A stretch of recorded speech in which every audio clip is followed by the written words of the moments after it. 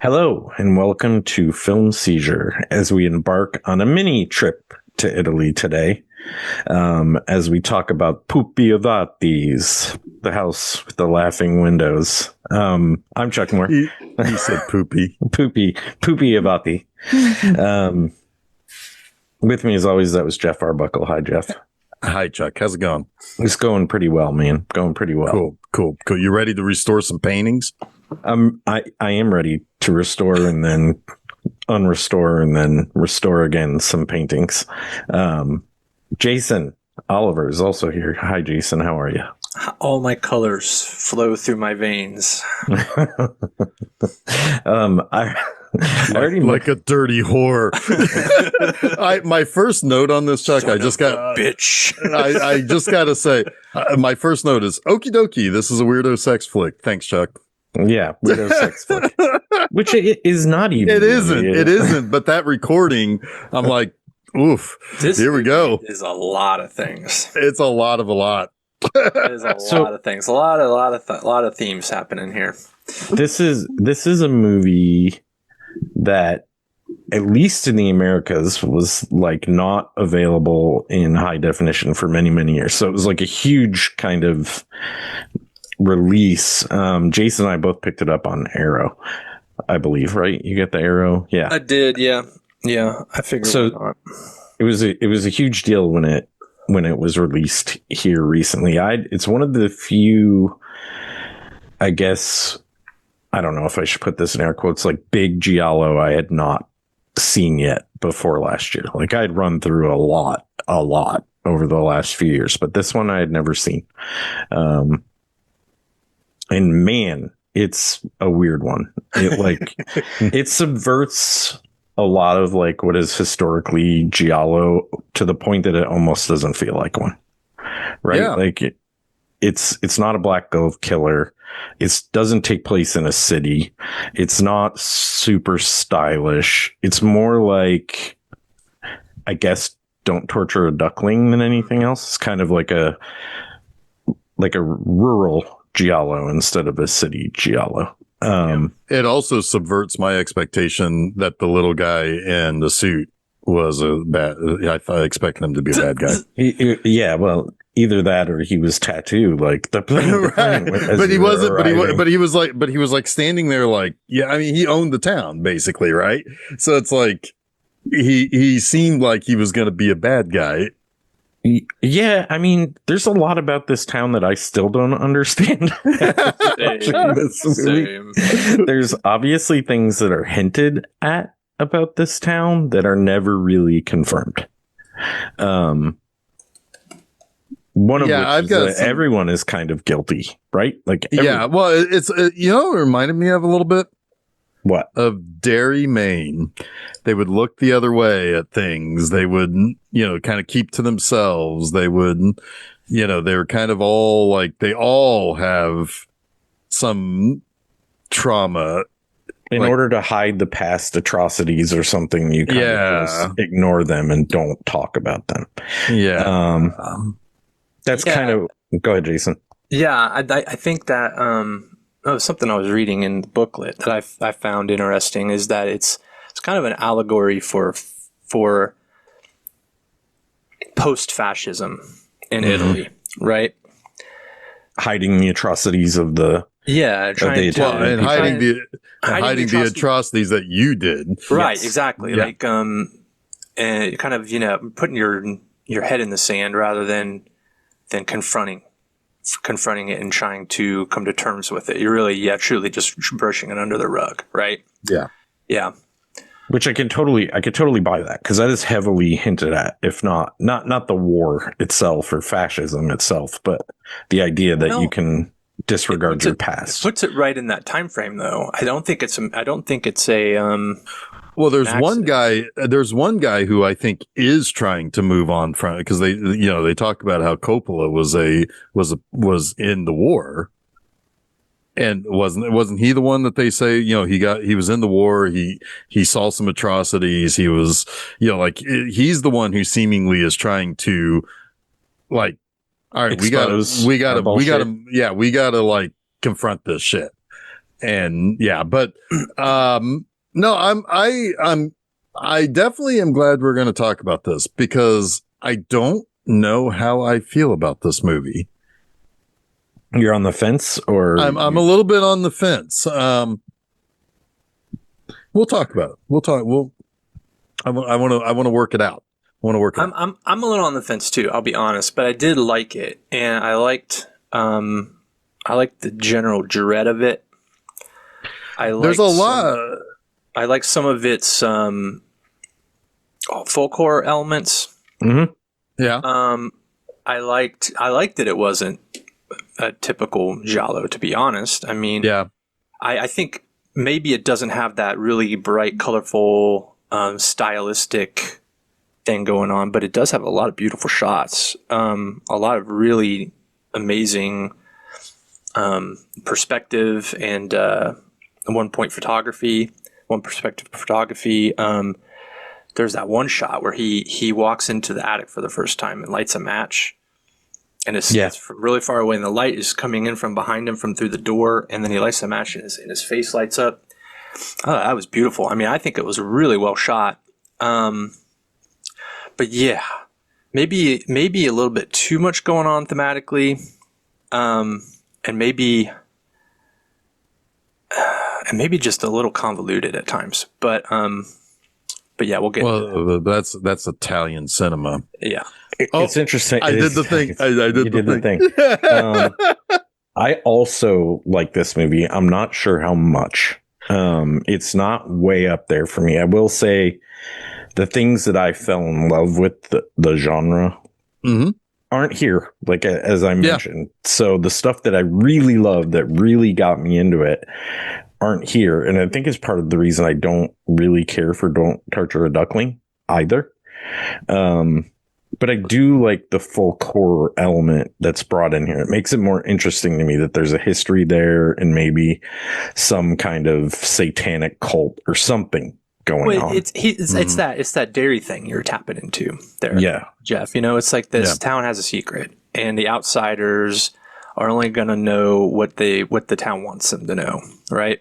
Yeah. And then that person from the outside just can't leave good enough alone and keeps pushing and pushing and pushing until they're going to tell them this is what it's going on. I mean, it's in a lot of ways, it's the same structure as Wicker Man. Yeah. I think I kind of agree with both of you on this, is that technically I think this movie is very well made, especially for the genre. I think it is more classically well shot and well put together compared to the bonker shit that Argento or Fulci would do. Right. Which they, again, it kind of subverts a lot of that genre stuff where it's like, I mean, honestly, the gist of the movie is relatively simple. Yes, in the devil's in the details sometimes where it gets a little bit convoluted. But technically, I think this is a brilliant picture. And oh, go ahead, Jason. It surprisingly, I feel like it has something to say. I think it has too much to say. But that's okay at times. But I think that. But no, I agree. So it makes it far more interesting to unpack than even some of the the classics of the genre, right? That are just kind of formulaic. They're all really just trying to cash in on the last one that made money, right? Like a lot of this genre. Like, don't get me wrong, I like a lot of giallo, but they were churning them out. There's a very specific formula. You're making a giallo. they were churning them out, right? They were very much very what's the word I'm looking for? Jesus. Generic. Not generic so much as copy paste, formulaic, templatized. Formulaic. They were designed to make money. Oh. Yes. Yeah. Okay. Yeah, which is weird when you look at them now. They're like, these films made money? Like, it's a very surprising. So watching this, I mean, it was like 76 though, right? This movie? Yes. Yeah. What year was Deep Red? 76. Same year? I think so. I mean, Wasn't it? Or 70, 75, 76, somewhere around there. They couldn't really be more different, right? In the same year. So to me, this doesn't feel like a commercial film. That was the word I was looking for, commercial. Oh, okay, yeah. This doesn't feel like a commercial film to me. I think it's tapping into some of the tropes of the genre for sure, but not leaning into them. It's trying to do its own thing, tell its own story. And that to me, it makes it interesting. Yeah. Yeah, absolutely. Deep Red was the year before, but yeah. I knew it was somewhere around there. Even better, right? Because, I mean, you can look at frames of this and think Deep Red, like the whole thing with the house, the creepy house, with the whole thing with like this idea of the past being erased with paint, right? And what's underneath it, that very literal metaphor of what lies beneath. Right. Is the evil that they're trying to suppress. And it's so far disconnected, I didn't even connect it to Deep Red, like and how different they are. But now that you mention, I'm like, oh, totally. Well, then there's the whole section where in Deep Red, he goes off into the countryside. Yeah. And he talks to the woman who, and it's like, okay, because I was picking up a little bit of that too, where it's like, oh, we've got a countryside, but the whole movie in this case is kind of off in the countryside. Yeah, that's interesting, because the only time I thought about Deep Red during this was when I was like, God, I wish the music was as good as Deep Red. Yeah, the music here really suffers. It's not very good. No, there's nothing like the first song they play during the credits when Jeff thought it was going to be a weird sex movie was fine. Everything else, I was like, ugh. And the love theme that kept coming in. Yeah. Oh, yeah. Francesca's theme, or that's what I would have called it. Not great. Man, what a beauty. She's a beautiful young woman. I have some things about her later when I called her Italian Zooey Deschanel. I called the lead Italian James McAvoy. I called the altar boy Italian Matt Dillon. And the kooky wife is Italian Kim Basinger. And the priest is Italian Michael Lerner. All years before these people. I had Francesca pegged a little bit as a really young Karen Allen. It's interesting. I didn't make any of those kind of things, or think any of those kind of things. Well, the first time you see her on the boat when Stefano is coming onto that island, like there's just the way that, like, I think it was like when she was like 3/4 profile. It's like, wow, she looks a lot like Zooey Deschanel. And then I kept like replaying parts of the movie with her talking like she did in the New Girl, where she and like just driving Stefano crazy with that tone. I think she did drive Stefano crazy. A little bit. And then later on, like there was another shot where it's like, God, that guy looks a lot like James McAvoy. Mm-hmm. Remake the movie with those people in it. That'd be awesome. Oh, you want to remake The House with the Laughing Well, Windows? like we can Americanize it or whatever. I'm sure it would suck, but probably. Yeah, so and it also leaves a lot of the violence behind. It leaves the aftermath, but it leaves a lot of the only real violence you see is that first stabbing and then a later one, right? Mm-hmm. Mostly it's just like, what have you done to Solange style, like aftermath shots, almost like police procedurals. You arrive too late to see what actually happened most of the time, which is a different choice. Right, like for this kind of film, it's we do have a beauty of a dummy that's I told Susan was doing a puzzle while I was watching this. I was like, oh, Jeff's gonna love that. I sure did. It's one of my notes. It's a pretty good one. Did you also like the useless cop? Because that was a good typical trope. Yes. Oh yeah. This time I see. I don't have enough information about him. I know. I agree. When at the time I was like, "Wow, he's a useless cop." In retrespect, maybe he's just towing the company line, or to use that term. Yep. But yeah, that's how this film opens. the sepia toned brutal stabbing death of we don't know who, along with the voiceover of, what are they saying? They go far away, my colors far away, like syphilis. They're whatever, you son of a whore, and all this. We don't know what that is. It's just said in a really creepy voice. Which is kind of, yeah, and I do like how you do kind of get the idea of why he's like this is a tortured artist. Did you guys make the connection immediately that was artist? You mean? Well, did you make the connection right away that that's Lignani? What, watching the cold open? No, I mean, no. I didn't know what this movie was even about, so I was just like, that's either the killer or it's the guy getting killed. Yeah. But I did, but I did, obviously, once you kind of start to learn about this mysterious artist, it's like, okay. Yes, at a point, you 100% agree. Jeff, were you going to say something there? No, I was just going to say, it's like, I mean, I figured it was going to be something that was going to, come up again and again.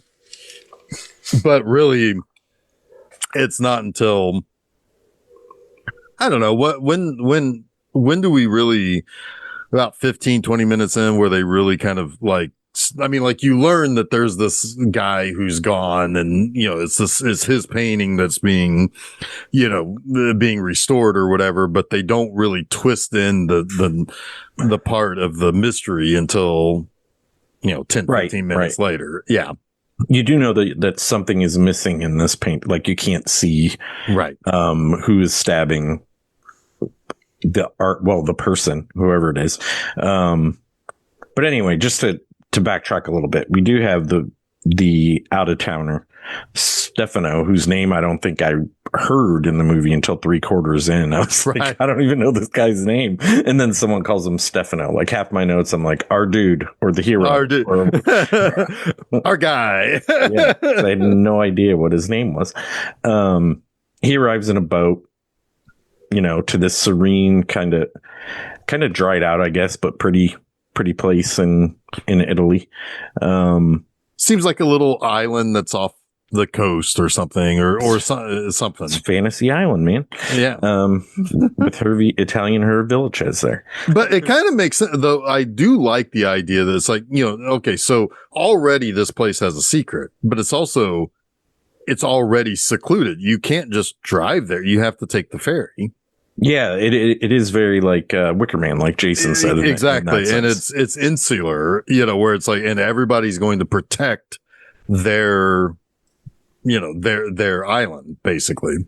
Yeah, which is interesting because I've been watching Widow's Bay, and I thought a little bit about that while I was watching this, because Widow's Bay is like that too. It's different in what it's delivering, but yeah. I love Widow's Bay. Like, what I love about Widow's Bay is it takes that trope, but then it builds into that trope so many other horror tropes. How far along are you? 3 episodes, not very far. It gets to the point where every episode is like its own commenting, its own commentary of, God, I can't talk today. Its own commentary on a specific type of horror film. Well, yeah, like the Jaws episode that's so good. There's a Jaws episode. There's a slasher episode. There's a like a folk horror episode, like a really like old 19th century folk horror episode. Yeah, so it's cool. Awesome. It's cool. I look forward to creeping my way through that. So yeah, Stefano is hired to restore that church painting that Jeff had mentioned and Jason had mentioned, so that it will bring in presumably tourists. I don't know why this painting by Lignani, like, we don't know if he's famous outside of they're just the little guy is just looking for anything that can help, because like they're it's a dying town, like, right. Yeah, so it's anything that would bring somebody who might be interested in something. That's totally Matthew Reese from Widow's Bay in retrospect, thinking about that. Yeah. Because that's the main character in Widow's Bay, is a guy who used to be from this island but has left, and he's come back, and he's the mayor, and he's trying to make it economically viable. Yeah. That was probably the Make it first the thing that next made me think of it. Martha's Vineyard. Yeah. And that's funny. you know, like it kind of makes sense because like, you know, you start seeing the people in the town and all of the residents are old. There's no children. There's no children. There's no, I mean, outside of the altar boy, you know, who's mentally handicapped, maybe. Maybe, and he's in his 20s. Something's going on there, but like he just kind of seemingly washed up on shore and he just becomes part of this group. But like there isn't anything else going on. Like it's all stuff of the past. I mean, like, and so yeah, it's like whatever it takes to bring in a buck, because otherwise these people are gonna the town the island dies with these people. It does seem like this artist's name has started to like percolate beyond this island, you know?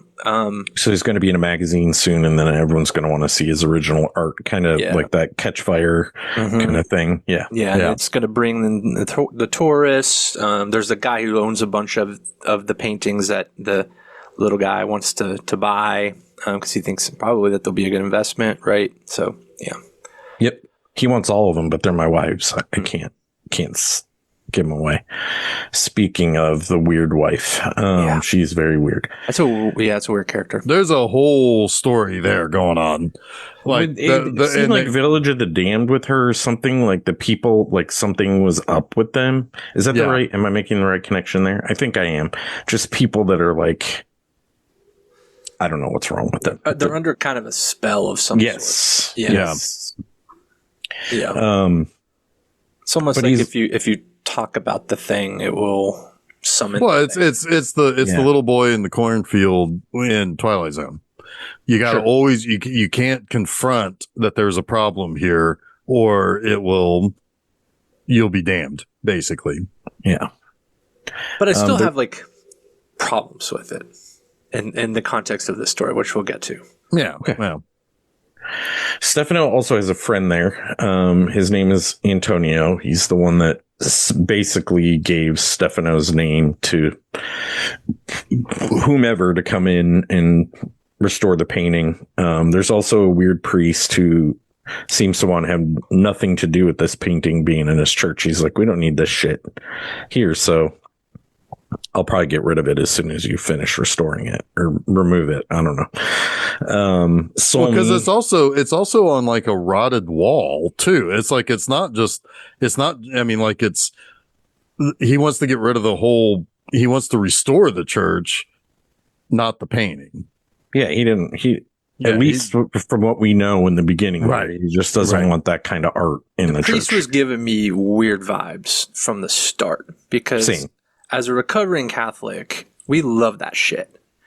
Like, the Catholic Church loves that shit. They love venerating the martyrs. That's Saint Sebastian, right? That's who it's supposed to be. And yeah, man, he had like one of the most like gruesome deaths, and like his holy card is like one of the he's the poster child for martyrdom. Like literally is like, he's the first. You ask any Catholic to name one martyr, he'll probably be in the top 3.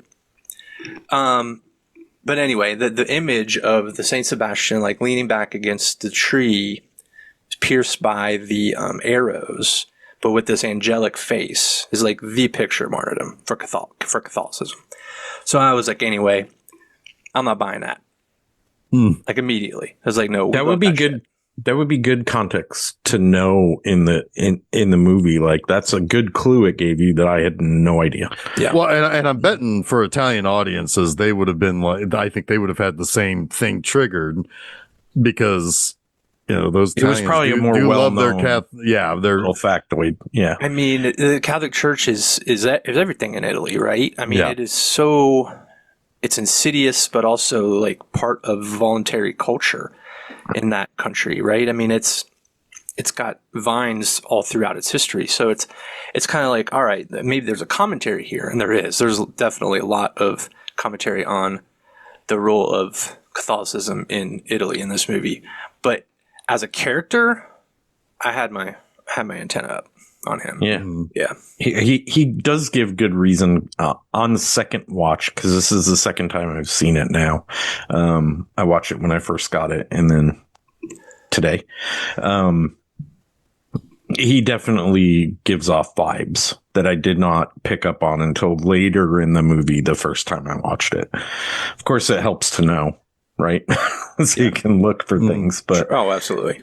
Yeah. Well, and plus, you're going into a giallo, right? It's like you're lining up your suspects. Everybody's a suspect. Everybody is suspect in this I'm just movie. gonna keep quoting Scream this episode.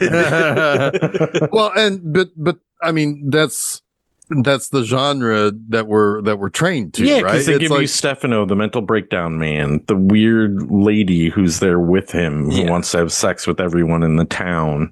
The slutty teacher. Yeah. Yes. The strange wife. Yeah. Well, and even Francesca has some weird moments where it's like, who are you talking to? Why are you acting the way you are? Why did you delete this tape? Like exactly. It's I had major suspect like vibes from her the first time, because in a classical giallo, like the least suspected person is probably the one who did it. Which is funny, because speaking of Deep Red again, I never ever never suspected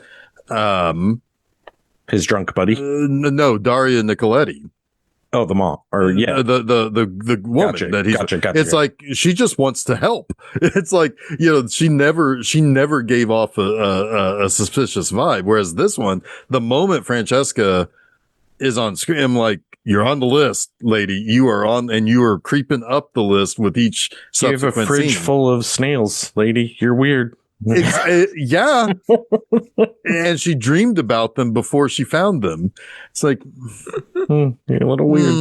Well, yeah. And then, that's one of my things. She listened to the creepy recording for 2 hours. Come on now. Yeah. She's sitting in the fucking dark when he gets there. Like, she is one spooky chick, dude. The suspect list is a little too heavy in this. It's a little too forced. Well, I mean, it might be inspired by Wicker Man, because that's a situation where, it doesn't take long before that suspect list grows extremely long too. The only problem with that in this case is that we don't know if Francesca is a native, and if she knows anything. To be on the suspect list is definitely a red herring in this case. And I don't really like it that much. Sure. It's not like everybody else who you think might be a suspect who kind of is complicit.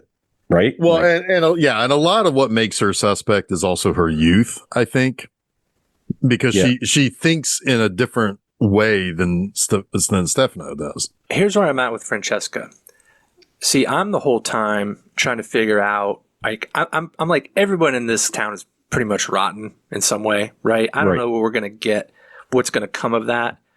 But the thing to me, the mystery of this movie is, who are the sisters, right? Right. Yeah. Who's sister one? Who's sister two? And I had sister one pegged. Sister two, even though I had early suspicions, I did not see it coming. Yeah. Oh, I'm curious to know how that landed with you then, because it made sense. It also annoyed me in some ways. Because again, this movie's got to have everything. It's got the old trans trope in there too. But yeah, it made some sense. It made a lot of sense, because I go back and I'm thinking about that first scene with the priest where, well, shit, I'm just kind of blowing the thing. It's all right. But I'm thinking about that first scene with the priest, where the priest is talking about the painting, right? And how he didn't like it, but also that he preferred white walls, right? Like everything should be clean, and I want the white walls, and I don't want any of that rubbish or depravity, in the church. And I was like, interesting. It's almost like projecting in the opposite direction, and also trying to fulfill what you think is the role of a priest. doing what's right, or what you think is right. Well, They would be the natural. opposite of that, the thing that you have created and that you are. They would actually be like you. Right. The opposite. If you wanted, so if you're trying to blend in, if you're trying to hide, you would take the opposite. Just be yourself, right? Or like his ideals and how he thinks and stuff would relate itself well to the Catholic Church, is what I'm trying to say. He likes that weird stuff himself. It would make sense in the Catholic Church, is what I'm trying to say. He should just be himself to blend in. Right. But yes, but that's just too. You can't. Right. No. Right. You're. I don't think your psyche would even allow you to be. To play it that way, you'd have to be super smart. You have to like Hannibal Lecter level. Yeah, I was just about to say Hannibal Lecter or Flammable Lecter. Anyway, well, no, Flammable Lecter painted the thing on the wall. Yes, he did. Yes, he did. Fucking Flammable Lecter. That still kills me. Sorry it took a long circuitous route to like explain what I meant there. Go ahead, Jeff. Oh no, you were. I wasn't picking it up. One thing I do like is that I love how, because again, we're skipping ahead a little bit, but he gets that picture of the two sisters, and it's a little, I mean, you see the picture, but it's also a little obscured too. And they're constantly talking about how ugly they are. Yeah. And it does kind of like, because when you look at what you see of the picture, it's like, yeah, that's a different looking lady there. It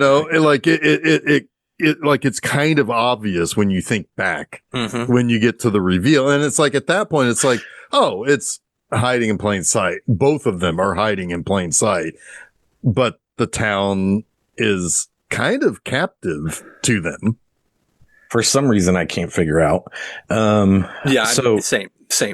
That's that. But sure. The other thing that I thought was really cool in retrospect was the whole like story legend of the one painting of the woman, the nude, right? But with a man's head. And I called that. And that they said that he was painting himself in the mirror was the explanation. That I forget who. Maybe it was the guy who owned a bunch of the paintings. I think it was. That's a really good kind of ruse there. Yeah, but then and he's got to be lying, right? Yes. That's why I think everyone in this town and he's is spreading complicit. the story about incest, right? But I don't think that's true either. Yeah, but then going back and thinking about that painting, it's like, holy fuck, that's pretty cool. Yeah, and the it's colors like right there. It's like right there on the screen. Like that's the answer is given to you very early. And also the colors on his arms when he's painting himself. That's more like everyone's heard the recording. Yeah. Right. Right. Yeah. Like everyone knows that recording. They're all involved in this somehow. Yes. They're not the guilty party. Yeah. It's a secret that they don't necessarily want to expose because it might be embarrassing. Right. Like we were fascists once. Kind of like we were Nazis once. Yeah. Yes. Yeah. So they're happy to just let it exist alongside them as long as it doesn't stir up any more trouble. Right. Yes. Yeah. Or if anyone does stir up any more trouble, what's the easiest thing to do? Right. Get rid of them. Exactly. I called that painting a painting of Ringo Starr with a magnificent set of tits. That's a pretty good name. I don't know, man. I was like trying, like my facial recognition was like haywire last night. Yeah, I don't know. I just kept thinking of the Aphex Twins guy. That does kind of smack a little Aphex-y, doesn't it? It does. Okay, so Stefano's friend apparently has figured this out. And he's kind of quietly talking to him at the little diner. Like, I have a secret. I can show you a house with laughing windows. I don't know. The conversations might be a little out of order here. That character drives me crazy in this movie. I'll tell you that. But yes, not for long. No, not for long. Well, but he is set up because he did have a mental breakdown. Oh yeah, that's an immediate like giallo trope. Like yeah, it's like, oh yeah, it's like, oh, I'm glad to see you're out of the hospital. How are you feeling? I'm not crazy. It's like, okay, buddy. I'm fine. Let me show you a house with laughing windows. Watch me turn into a dummy. Yes. Oh my God. And does he ever? Oh, I love it. I mean, that's a deep red character right there too, right? Yeah, exactly. Yeah. I mean, this movie does contain a lot of the giallo tropes, just presented in like a different way. 100%. I guess a very understylized, methodical way. Yeah. Yes. I was more concerned with like creating sustained dread rather than moments that were scary. Yeah, it's a slow burn instead of microbursts of violence, right? And that was part of my issue. Was I wasn't expecting it to be a slow burn, and it's like, I'm having trouble getting into this in the first 30 minutes. And it's like, it's an hour and 50 minutes. It's like, I don't know why this movie's an hour and 50 minutes. I was feeling the same way. Although the first 30 minutes, I was kind of just like, what? I saw your message this morning. That's in this, and that's in this, and this is in this. And it's like, what? And then for me, it kind of starts to get a drag a little bit in the middle is where. What's kind of interesting is that somewhere in the middle is where I actually was like, okay, there's something here. This is when I'm not sure how I feel about it, to where it's like, I need to get the guys and let's talk about this. I think to the point, like the mounting dread could only dread so much. Sure. It wasn't as skilled enough movie to sustain it fully for me. It would have been helped by like a halfway. Still interested in the mystery though. Yeah. So it just started to kind of plateau a little bit until we got to the end. It would have benefited by like a halfway point, like violent crescendo type, like some kind of murder or something we saw happen. Yeah. Would definitely have helped this movie. Yeah. Cause by the time the altar boy attacks Francesca, it's too late for that moment. That's way. Yeah. That's at the very end. That's halfway through the third act. Yeah. And of course, that's, you're supposed to expect that from him at this point. He's the crazy lunatic looking guy. And I've been waiting for it and it's like, I'll give you a place that you can stay while you're here. And it's like the place covered in dust and looks like there's mold everywhere. Thanks, buddy. Yeah. It's hiding what is the first sister pretty early. Like at least you have a really strong feeling that's one of the sisters. Because she's old enough. Nobody ever talks to her about the sisters. She's presented as seemingly safe in so much because she's incapacitated, invalid. Yeah, exactly. Yeah.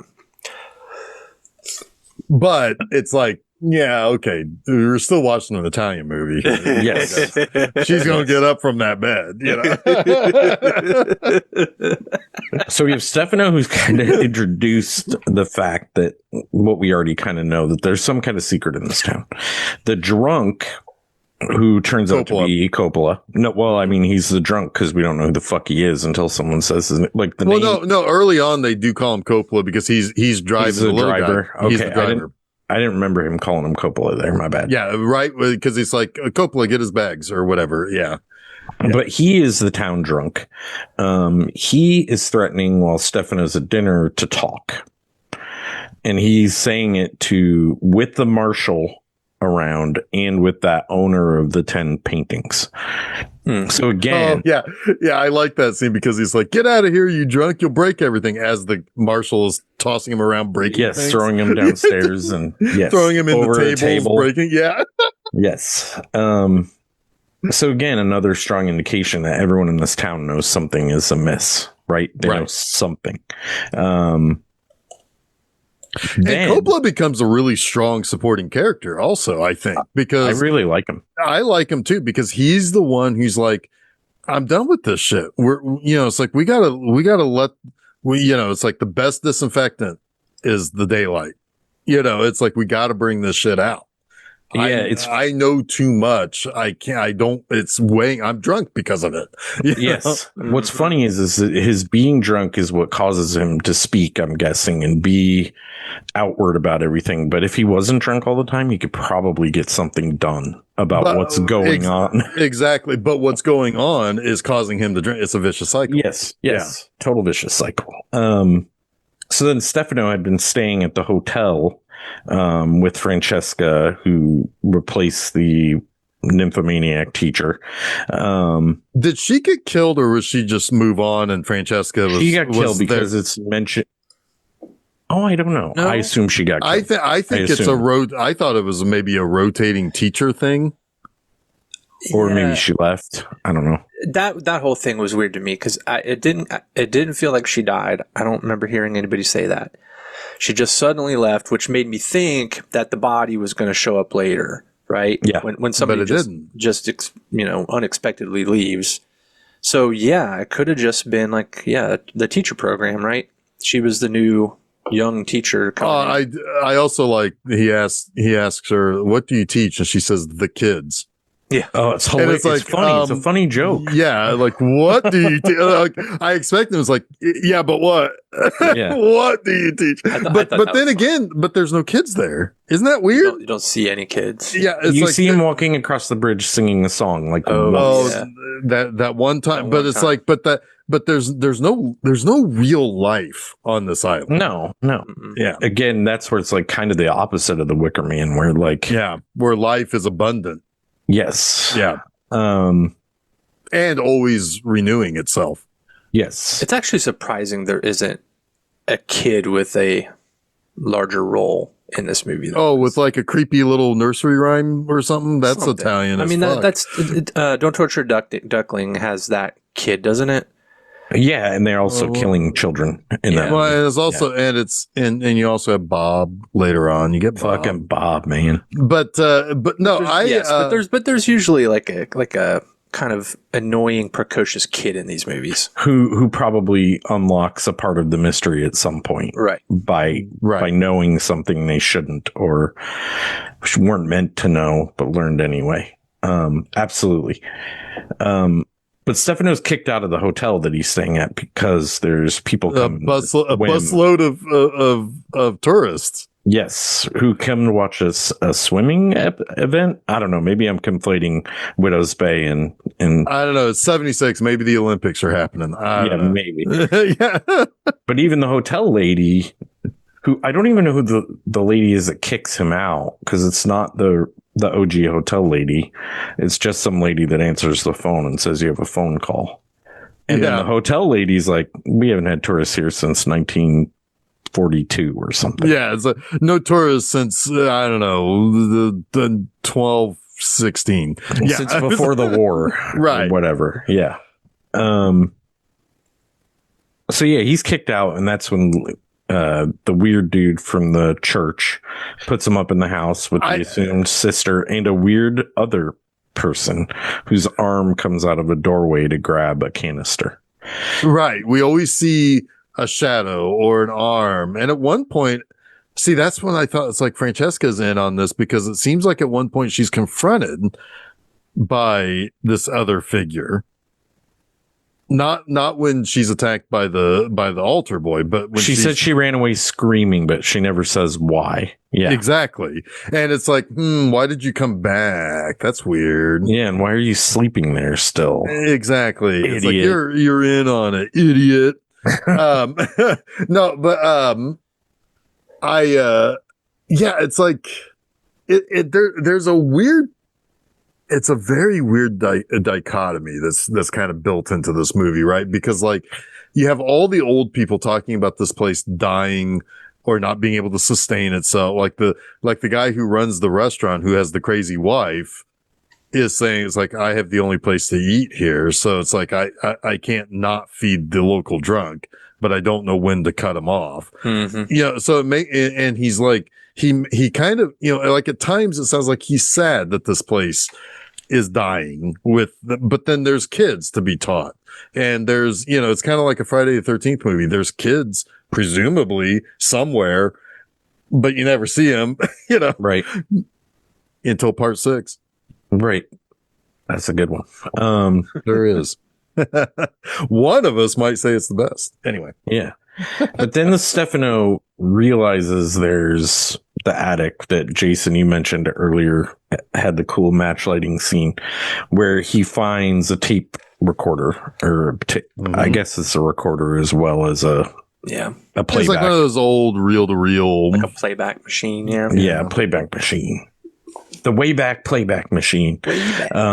Where he plays a tape, which is the dialogue that we hear at the beginning of the movie. The my colors bullshit. We still don't know what it is.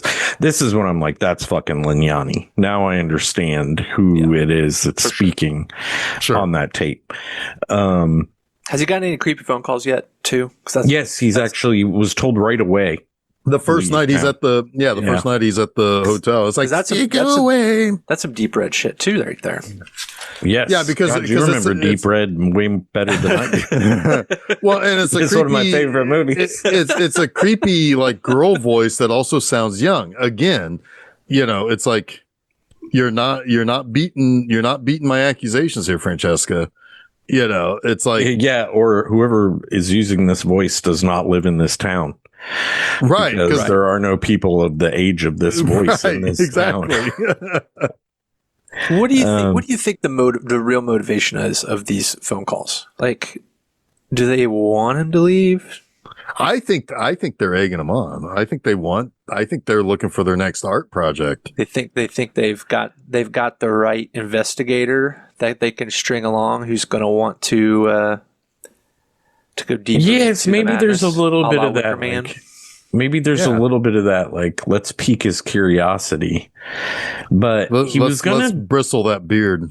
But he was gonna do the work anyway. Big bushy beard, right? He was gonna uncover that part of the painting anyway. So why not let him do that? Yeah. If you really wanted him there, and then they deface it. They deface it. So I don't think they want him to uncover what's under that painting. My opinion. I think you're probably right. But there's like obvious stuff that indicates the opposite though too. It's like I don't know. I don't know. I think they do want to eventually do what they try to do to him, and probably do to him, right? Oh, I don't know. We don't know. But they didn't really need to tell him to leave in order to accomplish that, in my opinion. They could have just done it. So it's good for the movie a little bit. I guess. And boy, that has said a lot in an Italian production. Yes, there's a lot of stuff that is very convenient, right? And it's interesting because this movie does have a mystery that's worth kind of solving. Yeah, so there's cool elements to them, like the uncovering of the mass grave. That's a cool thing, and it's like the one guy who knows about it. He literally knows where the bodies are buried. He literally knows where the bodies are buried. But it's the guy who's had enough of this, So it's like it's kind of perfect that it ultimately, works out. But like, there's those little bits there where it's like, oh, that's pretty cool. I mean, like. It's like, Deep Red's got the drawing, like writing out something in the steam of the water. Well, this has the guy who knows where the bodies are buried, and it opens that final door basically. Yes. It's good stuff there. I just think that there's so that box is so packed with packing peanuts that it takes a while to get there. And they also get everywhere. They get everywhere. It's too late. They're all over the place. Not these fucking things again. Like every time you open that box of packing peanuts. Oh, it's like it explodes on you. You open it and it's like we have bubble wrap now. Use that instead. Right. That's so much more fun. Yes. Yeah, it can pop that shit. Yeah. I've got a project after I open this. Yeah. No. But yeah, so he's found the tape. He listened to it. He plays it. Well, Francesca plays it back for herself because he had gone to her place and he was looking for the older teacher first, right? Mm-hmm. That's gone now. And Francesca's like, "Come on in. I'm going back to bed." And he's like, "Here's my refrigerator full of snails. Yeah, can you cook them for me?" And he's like, "No, but how about I cook you something else?" And we get and I read from the cookbook of love. Yes, and again, like in Columbus, we don't need to know what he's saying. We can see that fucking passion. Sorry.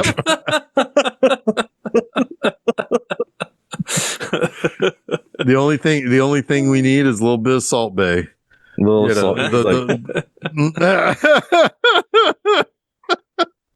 So yeah, he beds her and then says, "Move in," and she does. I don't know. But before all of that, she's sitting in the dark listening to creepy sex recording, and it's like, she's weird, dude. Yeah, she's a little spooky.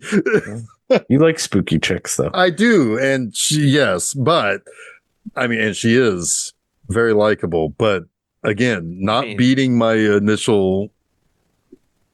Part of their potential danger is part of what makes them hot. Exactly. Yeah. We could be murdered at any time. Let's have sex. Yeah. The fact that you got to look at them with some shifty eyes sometimes is like, well, that's hot. Yeah. See, they're looking at me with shifty eyes. Yeah. That's even hotter. She's sharpening a blade against that stone. That's hot. She's looking at me with shifty eyes, but she's looking at me. Yeah. And then over there, and then back over here, and then over there, and then back over here. Well, she's not cross-eyed. Well, no, but I mean, but like she's shifting. Yeah, you know. Okay. Chuck is done with this shit. Done. He's like, just stop, guys. Go ahead, Chuck. He could still actually be frozen. He's really quite still. He really is. I think we might have lost him. Oh, we might have. That's hilarious. That is hilarious. Because that look is fucking great. We did lose him. Dude, see, this is why we need to have I know, we need to do the video. I know. We need to do the video. We gotta do a meeting about that. Well, I'm ready. Let's go. You know. Because, man, that would have brought the house down. That would have brought the house down. But now it's just a half a joke. No, it's just half a joke because you're only hearing us talking about it. Right. And you missed out on Chuck's like frozen, frustrated face. And then by the time I thought well enough to take a screenshot, he disappeared. Yeah. So anyway, audience, you really missed out on a really spectacular visual joke. Oh boy, his computer's rebooting. Ah, well, okay. So of course it would during his episode. I know. Jeez, Louise. So anyway, now they're an item. Yeah, they're an item, and she does that thing where she's taking off all her clothes while covering herself, and it's like I don't know if that was hot or kind of funny. Oh, you know what else I forgot to mention? That is classic Italian horror writing. We need to get you to this house. So even though you're a paying guest at the boarding house or the hotel, we've got all these tourists coming in, and they need your room. Like his money doesn't spend just as well as theirs. I'm telling you, this is all there. He has been like summoned. Just good luck, buddy. Go find another place to live. And that's why I feel like it's all in cahoots, right? Right. It's got to be. It's like the sister is like, I want to keep an eye on this guy. But it's frustrating because it's like either scare him away, get rid of him, don't draw him more into the mystery, which is what they ultimately end up doing. Yeah. Yeah. But they have him where they want him, though. Yeah. I mean, that's the one. I mean, ultimately, they have him where they. Well, sure. He's in the den. Yeah. The den of torture. Sure. Was that? Did they really call it that? Yeah, no, they really did. I mean, but did they call it the den of torture? They called it something. Well, I was just saying agony. Agony is the word I was looking for because he's the painter of agony. Right. Exactly. And so. Yeah, I mean, like again, that's where this movie has like two faces, right? Where it's like, because like all of that stuff about the painter, it's like this is really kind of cool and really kind of smooth. You know what it also made me think about? It made me also think a little bit like about Messiah of Evil. Oh yeah, where you have this town. I knew you were going to come up with some. And you have this painter who also paints sometimes some pretty gruesome shit. Mm-hmm. You know. Yeah, very sure. The mysterious painter. Yeah. Chuck, I was trying to think of Messiah of Evil earlier, and I didn't bring it up because I couldn't remember the fucking name of it. Sorry, go ahead. Chuck, you missed something freaking hilarious. We were going on and on and on about Spooky Chick and Shifty Eyes back and forth. And it was a whole fucking shtick. And you were frozen with a look that you were so fucking done with us. And it was so perfect. I pieced the fuck out. And we just kept talking about it, and we started commenting on how you were not into it until I was like, wait a minute, he's been really frozen for a while. I don't think he's breathing even. What's really funny is while you were coming to that realization, I heard you going, for like 5 minutes because you said she had shifty eyes and it just stuck on that while my computer was trying to reboot. Oh, man. I don't know. Oh my God, that's hilarious. Anyway, well, one of these days we got to do the video because that would have been fucking killer. Anyway, It would have been. You have it with the recording, don't you? You can get pull that snippet out. We should snip that out if you get a chance. Okay. Just go. I don't know how hard that is, so don't do it if it's hard. But yeah. Anyway, no, I was, so we were saying it's like, I was talking about how like this movie really has the two faces, right? Because like all the stuff that's going on with the painter is really creepy and kind of interesting. This idea that this guy he is so mired in torture and agony and stuff like that. And it's like, they're like the mystery is like, I don't know if I kind of like our main guy. I don't know if I want him to go that one step further, but like, then there's like all that other extra stuff where it's like, cause we were also talking about how he's moved from one hotel to the place where he's only going to be drawn more into the mystery. So do you want to scare him away or do you want to drag, like pull him even deeper? And I said, well, he is kind of where the sisters want him to be. Yeah, absolutely. She's playing it off the first time that she doesn't know who he is, but she guarantees set all that up. Right. Or at least the other sister did. Oh my God, I almost just spoiled the ending that we haven't yet talked about. Well, that's the thing. That's how I was thinking. Is the innkeeper the other sister? Like, she's old enough. She seems to be in on the plot, right? Yeah. Yes, I don't think I'm right there with you. I don't think I ever expected the actual other sister the first time I watched this. I was like, what the fuck? And then I was kind of angry because of the trope ending. Mm-hmm. And I was like, it's not really as bad as some other ones, though, because that's more like hiding yourself, not using it as It's leaning into. It's making your perceived weakness your strength, right? Yes. Yeah. Yes. Yeah. So after that, like, what's her name? Francesca supposedly deleted the tape. I'm guessing one of the sisters did that. Stefano calls her an idiot. Which I'm like, you should just fucking leave right now. But instead, she went to bed. Yeah, and then just does them again later. Yeah. Yes. She loves being called an idiot, and he must know that. And sometime around this point, he gets a call from, I think he's out to dinner with dinner at that restaurant again, or he's talking to This is when Coppola is getting thrown out. Oh, it's the same time when Coppola gets thrown out. Yeah. So. Where he gets the call from his buddy, the doctor, and he's like, come to the apartment. I'm going to tell you, figured everything out. And then we had the dummy fall. That's somewhere around here. It's somewhere around there. Yeah. I mean, I know that at some point, I think you're right, because he's like, don't say my name. Because yes. Yeah. Yeah. I was like, this guy gets calls everywhere. Like, everyone knows where he is. Oh my God. Yeah. Everywhere he goes, he gets a call. It's kind of great. Yes. Yeah. Again, even though it's probably really just convenient for the movie, like, again, informing that everybody knows everything in this town. Everyone knows where everyone is. Everyone knows what everyone's doing. Like, I don't know if that's the intent here. It might be giving it too much credit, but it makes that feeling a little stronger, at least for me, that the town is in on it. Yeah. Right. Oh, yeah, I agree. So yeah, he goes. Sorry, this is just so funny. He goes to talk to his buddy, and he flies out the window. Great dummy fall.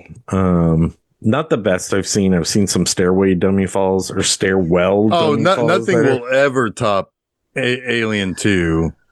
That fucking dummy fall. I wasn't even thinking of that. Oh, where the head shoots off in an opposite direction faster than the rest of its body. I mean, that is a deep cut of Film Seizure lore of like my fucking brain exploding.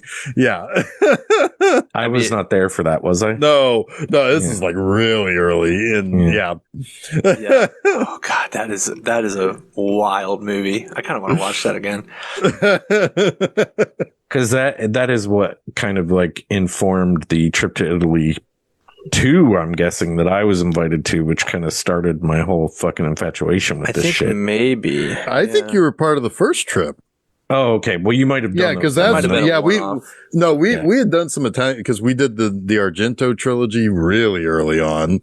Then we did Alien 2 on Earth, and that fucking dummy falling down and hitting that fucking safety railing in the head, taking off. That's too good. But the other one I think that will always go down in Film Seizure lore is Avenging Force. I mean. Oh, well, yeah, that's pretty good. That's not a dummy though. That's a stunt man. I know. mean, right. I mean, it's insane. The greatest moment in the history of Film Seizure, the early days, was the no flash. You knew it was coming. Hamburger the motion picture. The motion picture. Well, I was wrong. I was thinking it was going to be poop brown panties. Oh well, no.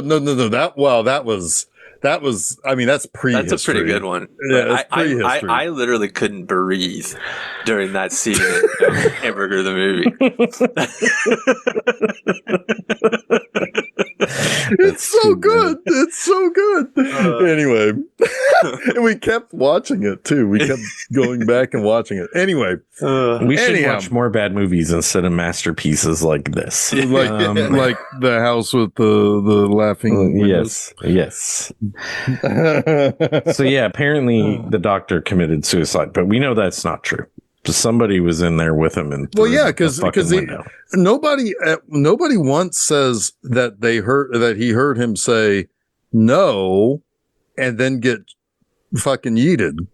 Yeah, that's true. He does yell no. They're just like, I knew he was going to do this. He was troubled. Yeah, he was troubled.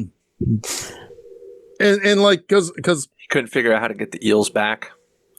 The eels aren't coming back to this river. You're wasting your money, Solmy. I do like the line. It's the remnants of the war, and it's like, well, there you go. Put a button on what's going on in this town. 100%. Yes, which is not coming back to this area, buddy. Yep, and it's not hitting you over the head with it. It's just a really good line. Yeah, it's kind of smart writing, right? Yeah. Some other things happen, but really we're kind of getting towards the very end of Act 2, which I think is when Francesca I'm bad at this, but I think when Francesca gets attacked by Lydio, we're at the end of the second act. I think that's. Oh yeah, maybe we're in the third. No, act. that's the middle of the third act, because that happens super late. Because what really the end of the second act, I think, is when Coppola takes him to the house with smiling windows, and they unbury the that's corpses. happening at the same time. No, it's happening at the exact same time. Happening at the same time because he tells her to pack, and they're going to leave in 2 hours, and then he gets waylaid by Coppola drinking wine, as one would do. And he's like, I'm done after this drink, but I can take you to a place where a guy with a curious mind would get lost. I thought that happened earlier, because I thought he left by himself. He does leave by himself. He does leave, but he's going to say goodbye to everyone. Yeah, but he gets sidetracked by Coppola. Yeah. I don't even know why. That's right. I think the reason he leaves is to go to tell Solmy that he's resigning. Yes. Yeah, because before this, he's restored the painting, and it reveals two women have stabbed the martyr, right? Yes. And they look crazy. But then but their then faces match Lydia, the earlier painting Jason had mentioned that had the man's face in it. And it also matches the picture that he had, because he finds the picture in the new place where he's staying, and he's like taking her around. It's like, are these the sisters? Just to fix that real quick, it was the doctor's apartment when he went to get all his stuff out that he found the little portfolio that had his notes. Yep. Yes. Yep. It's a little unclear. Sorry. Yeah, you're right. You're right. Yeah, but there's like, are these the sisters? Because he learns the story of like, they went to Brazil. They came back so much broke in this movie. I know there is so much. They come back broke, but they're mentally broken by this or something. Yes, like they came back monetarily like broke and meaning, and yes, yeah, and that they all became really sadomasochistic, the three of them, and there was some idea of there was obvious domination over. I think they doing shit here that they learned in Brazil, right? And it makes it seem like, yeah, waxing each other. Yes. They big bootying, big booty Brasilia. Anyway, but there's some implication from the restaurateur saying that the sisters dominated the artist. Yes. But we find out later it's the other way around. But he talks about how his wife was kind of in love with the artist, and he got set on fire, but his body was never found. And it supposedly set himself on fire, which I wouldn't be surprised by. Right. Yes, his body is never technically found, but we do see it pretty soon here. That's pretty cool. It is very cool. It's good looking. Yeah, it's Houdini just stuck where he died. Right. Yeah. But then, yeah, and it's like because the whole story with the restaurateur and his wife and her love of the art, that's some fascinating shit too, but we don't really have time for it. It's like, this movie would be a great miniseries. I agree with that. There's more to these people, and you could examine them like one episode at a time, kind of like, well, Twin Peaks didn't do it that way exactly, but it could be like a Twin Peaksy kind of show where you get to see how all of these people relate to the town, how they all fit together, how they're all carrying this baggage, this cultural baggage. And you could even do it slower as long as there was a good reveal at the end of every episode, right? Exactly. Something interesting at the end of every episode. So yeah, this would be every episode. Every episode connects more and more characters to a greater past mystery or something. Yeah. Yeah. But yeah, so like, yeah, because all of that stuff with the guy's wife, and yeah, that's all good stuff. Yeah. It's just, it's eating time here. It's eating time. So at the same time that Francesca is getting attacked by Lidio, and he's doing the normal rapey thing in an Italian movie, we don't actually see a rape, which is cool. That's good. Yeah. But it is very uncomfortable, because it's like, oh man, this guy it is very uncomfortable. Yeah, because it's just watching I Spit on Your Grave, I was like, yeah, I'm kind of over it right now. Yeah, because that is a long sequence. Yeah, it's like and 30 very minutes. Very raw. Yeah, it's very raw. Yeah, I haven't seen that in a long time, and I did not get to watch Joe Bob on Friday, but I'll probably revisit that episode and be very uncomfortable. Yeah, he does a good job of giving it its due. But he also kind of like, I don't know, his flippantness about things sometimes like rankles me. Anyway. His apologeticness for things that you shouldn't be apologized for. Yeah, it was just like kind of 20% old white man. Yeah. Sometimes I think he hasn't learned everything he needs to learn, but who does? But it was mostly fine. Read my review instead. All right. I think I didn't know you had one. actually. It's one of the better ones, I think. Yeah.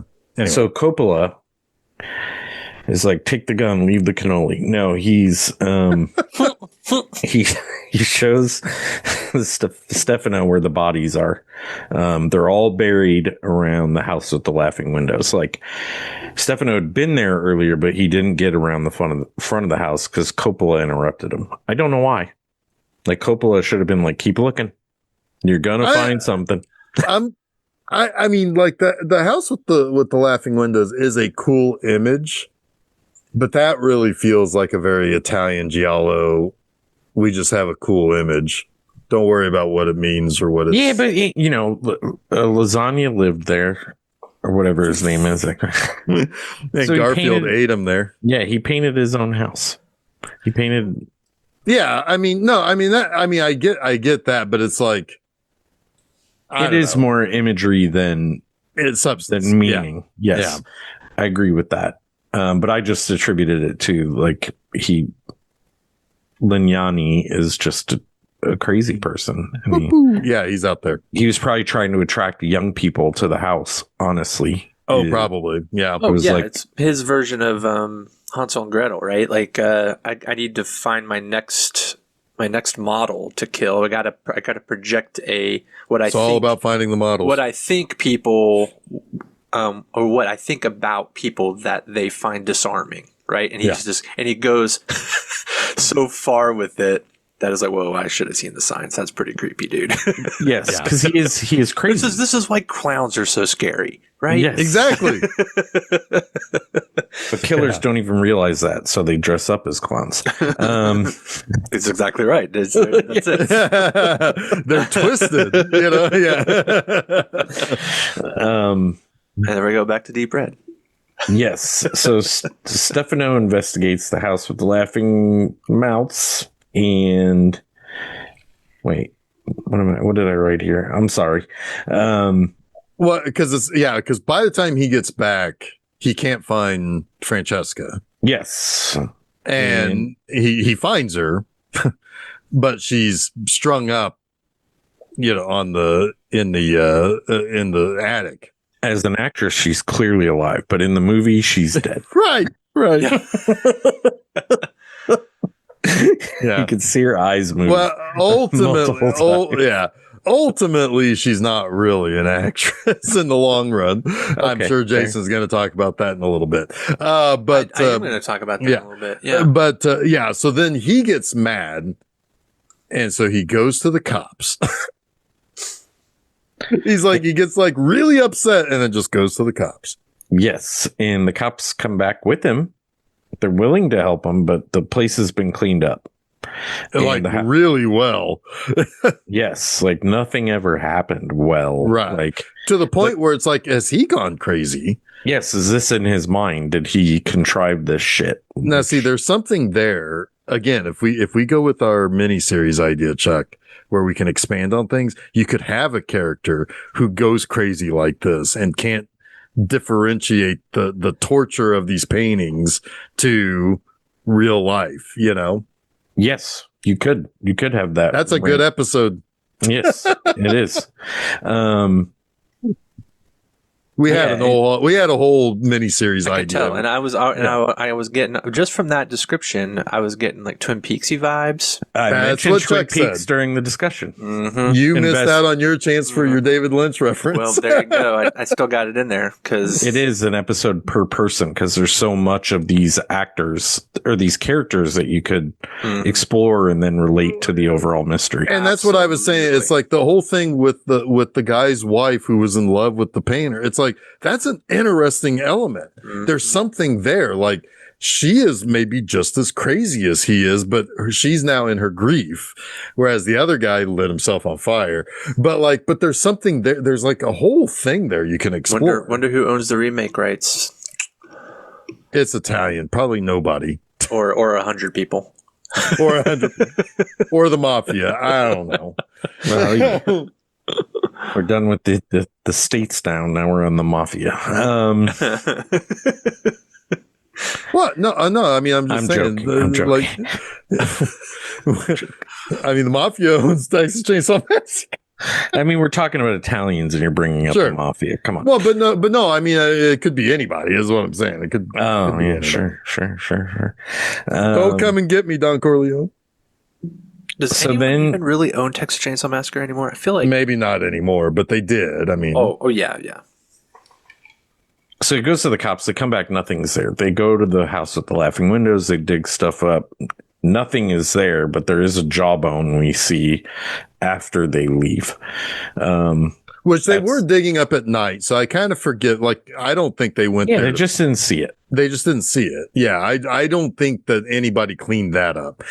They do find Coppola's Yeah, but they would have pretended they didn't see anything. Also, that's true too. That's true too.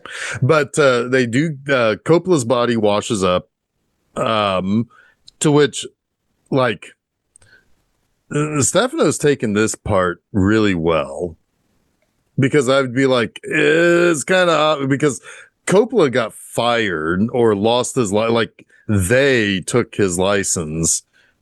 You know, I think like, he's a little bit like thinking I'm not going to get help from anyone. Yeah, and he might be thinking I'm not getting out of this town. Maybe, yeah, alive. Yeah. So I think he's a little bit resigned.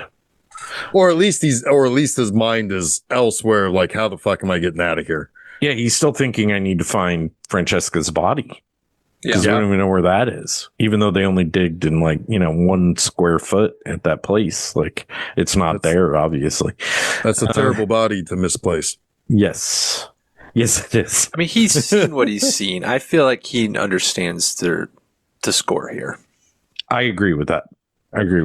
But he does stick around a little too long because, because he goes back, he gets back to the house where he ends up being lured again up to the attic, and Lydio is up there now. Yeah, strung up and being stabbed, like the painting. Yeah, like the beginning of the movie, I think it might actually be that scene. I'm not sure. Could be. That's what was in sepia in the beginning. Right. And then he gets attacked and stabbed, and he escapes. And you have to mention that the person that stabs him is unseen. The invalid. Well, yeah, is unseen, but the invalid is also in the room. Right. And they open up the cabinet, and that's where Lignani, that bitchin' body. Yeah. Mm-hmm. Yeah. That was pretty cool. And formaldehyde. That was the acid that Ludio had been getting and bringing to the sisters, and that guy knew what the hell was up. Like, because again, it was like the shop owner. It was like shop owner. It was like the fucking candy store owner in Wicker Man, like telling stories. There's a lot of Wicker Man in this. A lot of Wicker Man. Yeah. I feel like it had to be an vibes were Wicker Man. Yeah, it had to have been an inspiration for this movie. I wish we had a woman smacking the walls totally nude in this movie too. That would be fun. And I wish her name was Francesca. I would have taken the teacher too. That's fine. She was all right. Well, all right. Yeah, I mean, she was okay. I mean, back in 1976, she was probably 28. I like to shoot for the moon. You know. Sure. The moon. Yeah. Yes. Is that what they call one of those double entendres? It's a double entendre. That's French. We're in Italy. Close enough. It's a double entendre. That almost sounded French, actually, too. That's a douzy clair. A douzy clair. Oh, shit. Okay. Back on track. So, yeah, he discovered that the paralyzed lady is one of the sisters, but we don't see the face of the other one. He runs out, and they're like, it's no use looking for him now. Let's just come collect his body in the morning because he's going to be dead, right? He's going to bleed out. Well, he doesn't bleed out, and he gets on his little, Coppola's little moped or whatever that was. Oh, no, it was a motorcycle with a sidecar, man. It's like, man, I want to ride in the sidecar. Yeah. Right. But he gets and drives that around. Checking that off, because that's like probably the 8th time Jeff has mentioned wanting to ride in a sidecar in Film Seizure episode. Really? I'm keeping Tallies. Yeah. Really? Well, maybe not eighth time, but yeah, that's a thing. No. We know. That's a thing we know about you, Jeff, and our listeners know about you, that you want to ride in a sidecar. How have you never done this? You could make that happen. You could make that happen. Oh, easily I can make that happen. Yeah. I'm gonna get a sidecar. Go over the sidecars are us, you know. Yeah. You're gonna go get a sidecar, just like take it down a hill or something. Yeah, I'm just gonna have a sidecar. Yeah, It's just a sidecar. Yeah. Is it not a sidecar then? Though it's got to be something else. Right. It's just a car at that point. It's like one of those soapbox derby cars. Yeah, it's a soapbox derby. Yeah. That's exactly what it is. I'll put on a little helmet and the goggles and everything. So if you really weren't sure that the town was in on this, every building is basically shuttered as Stefano is trying to get to the marshal, trying to talk to whomever he can, and he ends up at the church. And the priest lets him in. I'm guessing this is a pretty legendary reveal. Sorry, go ahead, Jeff. There's one moment with the priest earlier, the night that he went and the shoes. He went somewhere and he notices that there's this kind of white muddy stuff on the priest's shoes out by where it was by the house with the it was windows, actually right? By the house he's staying at. Oh, okay. Yeah. Yeah. Right. And because like the priest looks down and looks up like, oh. And it's like, oh yeah, no, that lady is gonna die soon. So I went and gave her last rites. Yeah. Yeah. That's why my feet are covered in this stuff. Yeah. That lines up for you? Yes. Okay. But yeah, so that there's some suspicion thrown early on that. I know, and I'm like suspicious of him this whole movie, but I have no idea how he fits in.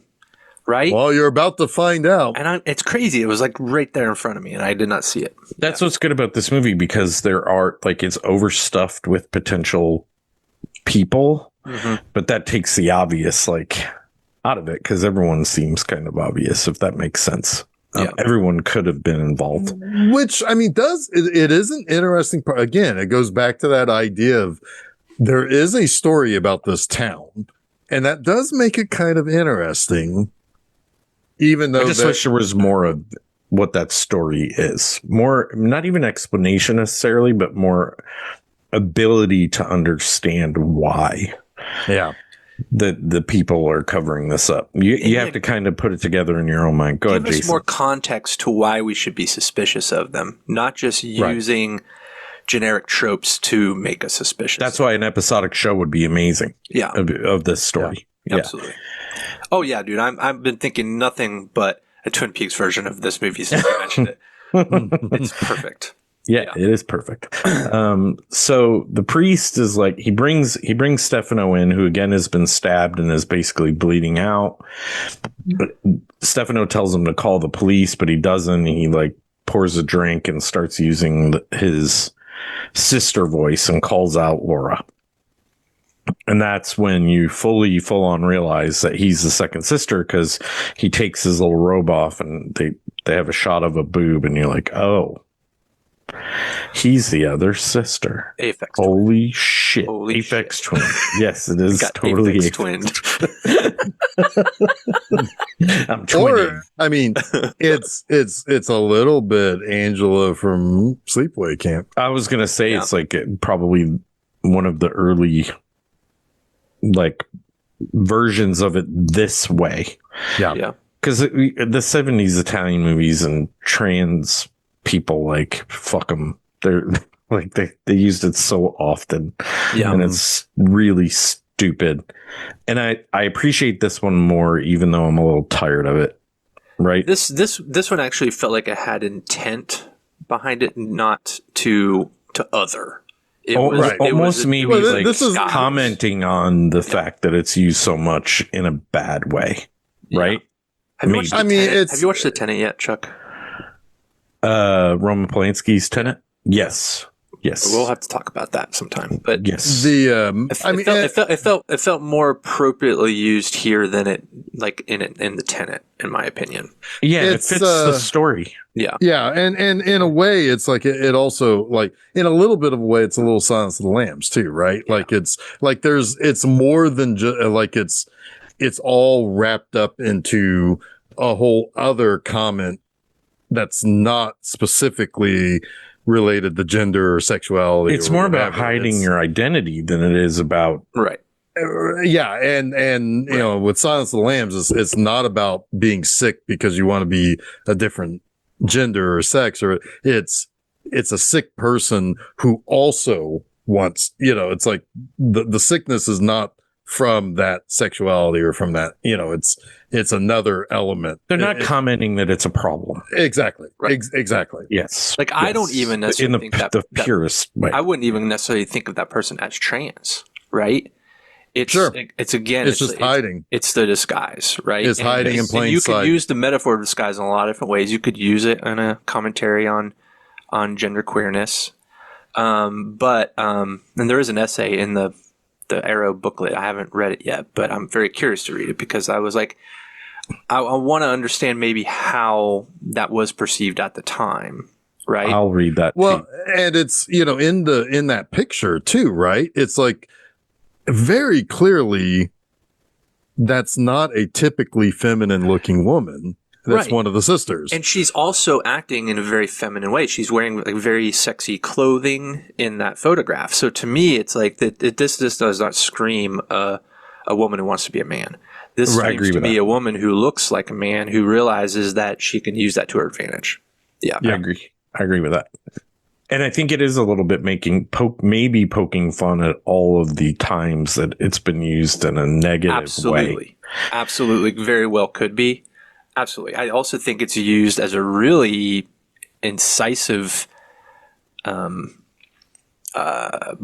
I guess is not the right word I'm looking for, but where the Catholic Church is concerned, right? Like the genderism of Catholicism and the fact that they have, you know, this priest character is talking about this perversion of this painting, whereas she is perverting the very foundation of Catholicism, tenets of gender, of gender boundaries, right? Where she's breaking those by being the town priest when she's actually a woman, right? Yes, a little bit of conclave in there. Yeah, I wonder how much of this. Yeah, like there's enough little things that, on their own, I would call accidents.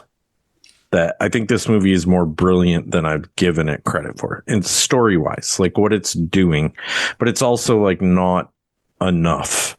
It's the brilliance. It really. This is an excellent use of this is an excellent example of diamond in the rough, right? There's a lot of rough around this movie, but there's a diamond there, and the diamond is that concept. The concept is really good. Mm-hmm. And then there's like maybe a diamond right next to it, which is like all the technical aspects, you know. So it's like you've got a lot of rough, and there, you know, maybe, and I do see there were 4 screenwriters. You know, I don't know. Like, I don't know. Well, I know why. I think I read somewhere where it was a reworking of a previous screenplay that the director was working on. So there was carryover writers from that were brought into this like new story that he was reworking. I think which does still kind of, you know, does still open the door for like, well, I want to add these ideas. Oh, let's add this idea. Or somebody rescued an otherwise like. I think it was the director. Script. Yeah, he was working on this other thing, and it wasn't working out. Yeah, Poopy Avati. He's listed. Don't do that when I'm drinking. Poopy. You got me too. Oh yeah, Poopy. And yeah, so I think that's probably what it was. It was either they brought new writers on or they had to credit the old writers, right? Gotcha. Yeah. Okay. But still, I mean, like, it's the rough is all the extra ideas, and some of it is kind of interesting, but the concept is really solid. Yeah. The town with a generational mystery, to it, and something that they are not proud of, but they live with, and how it affects how that town works, what happens to the people who deal with with that secret. And yeah. So, I mean, I assume Stefano is Deadsville. That's the next thing I was going to say. Like, the town will continue it will continue dying in the manner that it is, because it is unwilling to confront its past and its problem. Yep. And it's not going to, because the problem is right there, rotting that town from the inside out. The problem is where morality is supposed to come from. Right. Like in reality, like, especially for people that are very religious, the Italians, and how much Jason said the Catholic Church means to them. Like, the poison is where the good is supposed to be. Nothing good can come from that. and the church is part of the poison, right? I think that's right. That's what yeah. That's what I was getting at. Yeah. Because you've got this festering specter of fascism, which the church was complicit in, especially in Italy. Well, and a lot of the townspeople are going to be just tired of dealing with bad stuff. Like, eventually you just kind of roll over. Sunday. They're still going to show up on Sunday and support this. Because the way they look at it is, even though Catholicism in the context of World War II and post World War II was very complicit, it's also still like the prevailing force of the state, concept of the state that remains in Italy at this time, right? Yeah, I mean, you could argue that Italy and England are very, not argue. You don't even have to argue. It's the reason the United States is the United States, or was the United States, is we didn't want the church to be such a big part of what the state is. Right. Right. And I think this is maybe Italy's way of saying or the filmmaker's way of saying, I agree. Yeah, I totally. Yeah. I buy into that. To me, that's the sole reason why the second sister is the priest. I think it's absolutely a metaphor for that.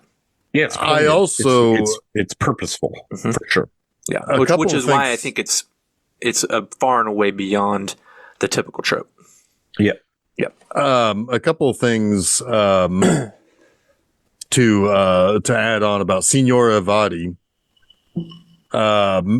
He was born in 1938, meaning he was too young to really know what was going on during the war, but he was old enough and the perfect age to see what it did to the people after. Absolutely. So that is definitely woven into this. I like that this is he got the idea. So he heard like a story as a child about a priest being dug up in this town, and like, I'm guessing there's like some secrets that were dug up with him, or something that might have been uncovered with that. So yeah, it's like there's again, his head's in the right space. I think it's a little jumbled. I think it could be one that I appreciate more on multiple viewings, though. Very, very likely. Now that I know the pacing of it, I can be prepared for it. I liked it better the second time. I think it would just be, I can see that being the case for me as well, because I won't feel as discombobulated for the first half of it, right? And the duping, so much of it is thrown at you. Yeah. Yes. And you're being duped a lot. Once you know where you're being duped, you can pay attention to the other shit. To the shit that matters. Yeah. Yeah. The shit that they don't want you to think too much about, because if you do, it won't be a fun ending for you. But right. Yeah. The guy who played the priest was an American. I kind of thought he might Walter. That's a very American name. He was nicknamed Tum to Tum. I guess he was like a little roly-poly little guy. Anyway, he was a screenwriter, poet, short story author, actor, puppeteer, gourmet chef, cryptographer, translator, editor, costume designer, and well-known raconteur.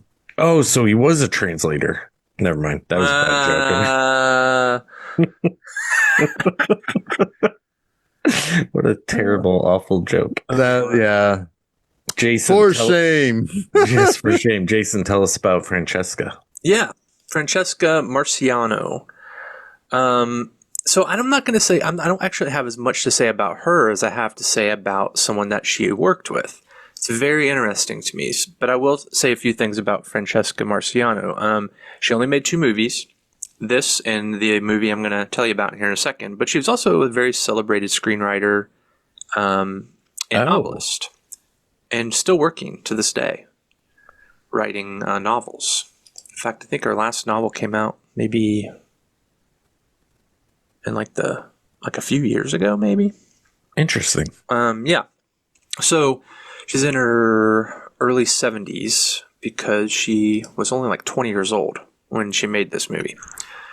But the other movie that she made is a movie called The Seven Beauties, or maybe just Seven Beauties, which was directed by Lena Wertmuller. Lena Wertmuller, you might know from the original Swept Away, the movie that was notoriously remade by Guy Ritchie and Madonna. Yeah. Right? Well, she made the original, wrote and directed the original, and had quite a really very well-regarded career in film. But what's really interesting is that the movie she made after Swept Away, Seven Beauties, was nominated for several Academy Awards, and this was the movie that Francesca was in. She had a small role. I don't know quite, where she was. I have not seen this movie. I'm very, very curious to see it now. But what it's really notable for, not just that it was nominated for Best Foreign Language Film, Best Screenplay, I believe, and Best Actor for Giancarlo Giannini. Yeah, sure. What it's most notable for was its Academy Award for Best Director.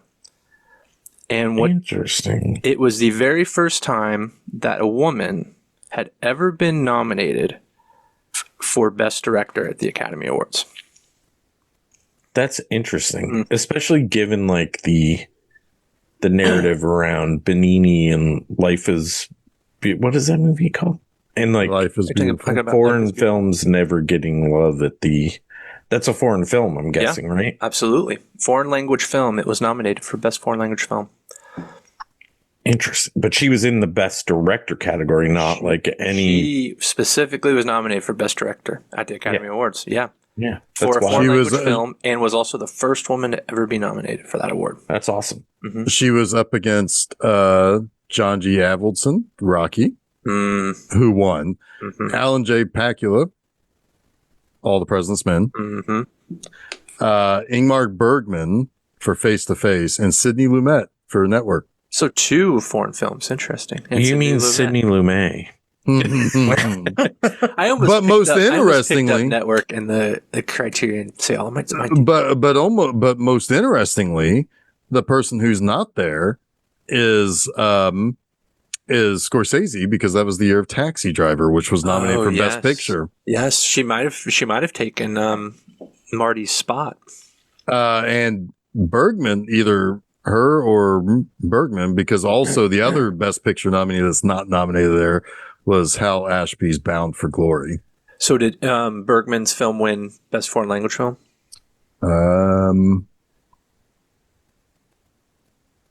No. Black and White and Color won from Ivory Coast. Huh. Interesting. The black comedy war film directed by Jean-Jacques Annaud in his directorial debut. Huh. Really? Interesting. His film is not even nominated for Best Foreign Language Film. Wow. Okay. So he's up for Best Director, but did not get Best Foreign Film. No. That's weird. How can he? Whatever. Yeah. Who questions the Academy? Arnaud made In the Name of the Rose. Oh. Yeah. Quest for Fire also. In the name of the that's another Catholic business, right? Oh, sure is. Yeah, Sean Connery is a monk who'll kick your fucking ass. I'll kick your ass. And Christian Slater's there too. And William Hickey. All right. Ron Perlman? Holy shit. Yeah, F. Murray Abraham is in that. I haven't seen that in age. That was one of those movies that was on TV all the time. I thought you were going to say that you watched in like Catholic school or something. No. The Name of the Rose was on TBS. I felt like all the time. I think I've seen parts. Or I felt like they would always show Name of the Rose and Lady Hawk back to back. Lady Hawk, yeah. Noise. I don't know. So you guys were talking about a fence early on. Do you know where you land now that we've talked about this movie? I'll give it a marginal thumbs up. I'll give it a low 3 stars. Okay. I rated it a 4 out of 5 before this, and I think I'm sticking with that. Yeah. I mean, I don't think I'd do any more than 4 out of 5 myself. I think for the genre, it's really solid. I think it transcends the solid. It transcends the genre in a lot of ways. I watched it last night. I haven't really had any time to think about it. So a lot of times I'm processing some of these first time watches while we're talking about it. Right. And so really getting into some of its folk horror elements, its parallels with Deep Red and Wicker Man makes me like it more, to be honest. I dig it. Yeah, I agree. I'm going to revisit it. I think there's more to unpack here. Yeah, I think, I will admit, last night when I was watching, I was like riding a 2 or 2.5. I was like, wait a minute, I think I'm missing something here. I want to talk this through with the fellas. Yeah. I do agree with you, Chuck, in the sense that there may be something good here for a second view. I bought it because it was $3.99 to buy instead of to rent. Oh, nice. I'm like, well, fuck it, I'll have it. So was it the restoration? I would assume so, right? I was about to ask. It was UHD, so yeah, it looked good. Yeah, wow, that's a good price. Yeah, it was $7.99 marked down to $3.99. There was no rent option. I was like, well, I was planning on spending $4 anyway, so here we go. Hell yeah, that's great. Yeah. So, I'd be interested to revisit it maybe sometime down the line. Yeah, I'm not in any rush to watch it again anytime soon, but I think it would be fun to watch alongside a Deep Red or a Wicker Man at some point. I think this is a good 2 screens next to each other. They're right at the same time. Yep. When I go into Ozymandias style. I think you previously asked me where I ranked this, Jason, as a Giallo, and I said somewhere in the top 20, and you're like, what? And I'm like, there's so many fucking good ones. There are a lot of good ones. I don't know where I'd put it, but it is one that if I get in, I'm going to watch Giallos right now. This is going to be one I'll put in. I'll watch Deep Red always. I'll watch Crystal Plumage. I'll watch some Sergio Martino stuff, and this will go in as well. Yeah. Yeah. I mean, I will watch this again, to your point, Chuck, about Don't Torture a Duckling. I'll watch this again before I watch that again. Absolutely. Yeah. I agree with that. Yeah. And that might be sacrilege to some people, right? There are people who really love Fulci, and we talked about New York Ripper. I really like that movie, but there's another menacing phone call person. Oh yeah, but that's Donald Duck. Yes, it's Donald Duck. It's not a spooky chick. It's a funny duck. I like Lucio Fulci's goofy shit. I do too. With Bob. Oh yeah, that trilogy is really pretty good. Yeah. Especially The Beyond. The Beyond is fucking rad. I like Zombie a lot. Yeah, but anyway, it's maybe, his Black Cat is really good. You watch that, Chuck? Yes, I like that's that. good. I own it. That's a good one.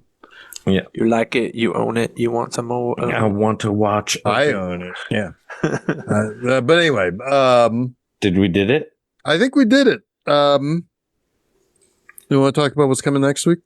I'll talk about it. I don't know. What's coming? You want me to talk? Okay. I'll ask you what's coming next week. Yeah. All right, here we go. Next week, August 12th, we have a movie I've been wanting to revisit for some time. I remember very much liking it when I saw it in the late 90s. Gods and Monsters. Oh yeah. Oh, nice. And I'm the monster guy. So it's like, yeah, I want to see some business with James Whale. James Whale. Starring the whale. Yeah. Yeah. Hey, yeah. But Ian McKellen probably should have won the Oscar for this movie, but whatever. I'll have to go back to the tape, but maybe. Yeah. Maybe. Anyway, so that is coming up here. That is episode number 420. So we're gonna do it lit. We're gonna Hell yeah. we're gonna toke up to some biopic queerness. Hell yeah. No, anyway, but yeah, so that's August 12th. Go over to filmseizure.com. That's where you find all of our episodes, all the places you can follow us on social media, all of the places you can follow us on the various podcast websites where we are found. Also at filmseizure.com on Monday, August 10th. Episode 397, only 4 more to go of Monster Mondays. Wow. I'm talking about 1991's The Addams Family, and what a delightful little movie that is. I don't know if you picked that. Yeah, well, you guys both snapped. I don't know if I picked it up either, but that was good. That was good, you guys. You did good, guys. We have video. Yeah. Anyway, so go over to filmseizure.com, check that out. Only a few more episodes of that left, but all of the back log history is there. This upcoming Friday at my website, bmovieenema.com, is the final month of Camp Crap-A-Butt-A Wipe. Thank the Lord, Jeebus. No, I'm gonna I don't keep want to talking hear about Jeff can't say camp but a what a wipe anymore. No, Crap-A-Butt-A-Wipe. you're stealing that from Chuck, and I'm gonna keep saying it if you guys are gonna keep bitching about it. Anyway, this is maybe the worst of the whole thing. Return to Sleepaway Camp. Oh, it's bad. That's a very bad movie. Wait. That's like the fourth one? Fourth, yeah. It's Okay. the fourth one. The original guy came back and don't. No, unless you want to like. Is Felissa Rose in it? Yes. I mean, that's not necessarily a good thing. But I mean, just asking. The best part of it is Ricky when he comes back. Like the movie kind of peaks for a moment, but then it's like, oh shit. Did he have some splaining to do? Yes, Ricky. Anyway, so yeah, go over to bmovieenema.com, read up on that business. That's the 346th or 546th review of B Movie Enema 2. I was gonna say 550 is coming. 550 is coming fast. Goodness gracious. So anyway, yeah. All right. Well, next week we'll get a little bit more introspective about some stuff, I guess. Nice. All right. Well, until next week, I am Jeff Arbuckle. I'm Poopy Amore. That's Amore. I'm Jason Oliver, and you have been listening to Film Seizure.